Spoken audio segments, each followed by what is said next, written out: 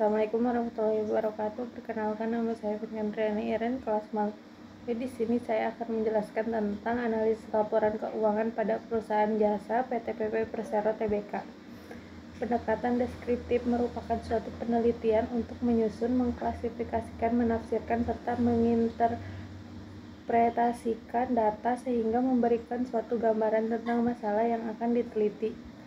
Jenis data yang digunakan dalam penelitian ini adalah data kuantitatif. Metode pengakuan pendapatan presentasi penyelesaian dengan pendekatan biaya atau cost to cost menentukan besarnya presentasi dengan cara membandingkan total biaya yang sudah dikeluarkan dalam pekerjaan proyek berjalan atau biaya aktual dengan taksiran total biaya proyek atau rencana anggaran biaya yang sudah diperkirakan sebelumnya untuk menyelesaikan proyek. Ini adalah perhitungan presentasi penyelesaian pendapatan dan laba kantor berdasarkan pendekatan cost to cost. Berdasarkan tabel berikut,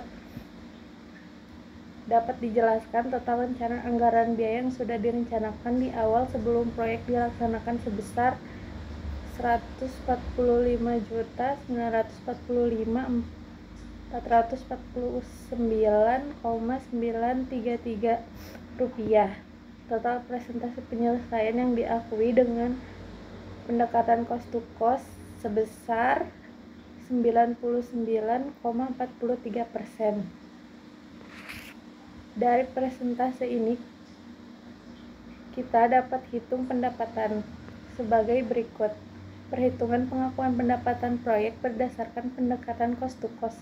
Berdasarkan tabel ini, maka dijelaskan yang diakui berdasarkan presentasi penyelesaian pendekatan cost to cost yang berasal dari perhitungan perkalian antara nilai kontrak setelah dikurangi PPN dengan progres bulanan di tahun 2017 dan 2018. Berdasarkan pada tabel dengan pendekatan cost to cost, maka dapat biaya proyek berjalan adalah total biaya aktual selama pelaksanaan proyek. Biaya proyek dicatat dan dikumpulkan oleh bagian akuntansi.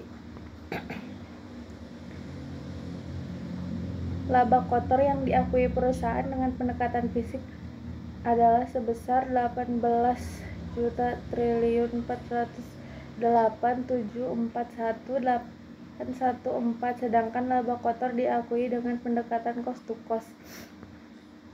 Kesimpulan, jadi PT Pembangunan Perusahaan